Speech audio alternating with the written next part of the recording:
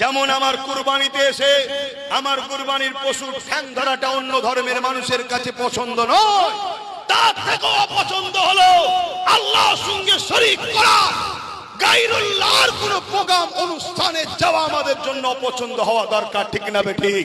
কিন্তু আজ আমরা দেখছি কি বিজয়া উৎসবের নামে হাজার হাজার মুসলমানকে এই জায়গায় নিয়ে গিয়ে আল্লাহ থেকে দূরত্ব বানাচ্ছে।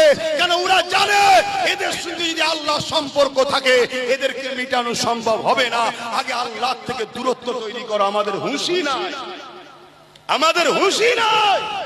এই কথা শুনে যদি কোনো মুসলিম ভাই মনে দুঃখ পান, মাফ করবেন, আমার কিছু করার নেই। আপনি আমার ভাই, আপনাকে ভালোবাসি। আপনি আদমের সন্তান, আমিও আদমের সন্তান। আপনি হাওয়ার বেটা, আমিও হাওয়ার বেটা। আপনার কাছে যেমন আপনার ধর্ম প্রিয়, ধর্ম যেটা নিষেধ করেছে আপনি করতে পারেন না, আমার কাছে আমার স্রষ্টার সঙ্গে কোন জিনিসকে শরীক করার জিনিসটা আমার কাছে এত বড় পছন্দ, আমি মরণকে আপন মনে করি। গায়রুল্লাহ শরীক হওয়া কোন জিনিসকে পছন্দ করতে পারি না।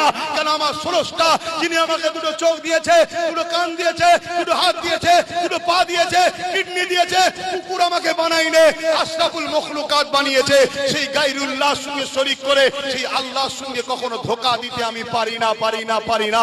তাই আমার ইসলাম যেখানে নিষেধ করেছে সেখান থেকে আমাদের যুব সমাজকে বাঁচাবার জন্য একজন ইসলামের দায়ী হিসাবে, ইসলামের প্রচারক হিসাবে এটা আমার দায়িত্ব। নাই কিয়ামতের দিন আল্লাহ আমার জিভকে টেনে জাহান্নামের কাঁচি দিয়ে কাটবে। তুই হক কথা বলিস নি কেন বল?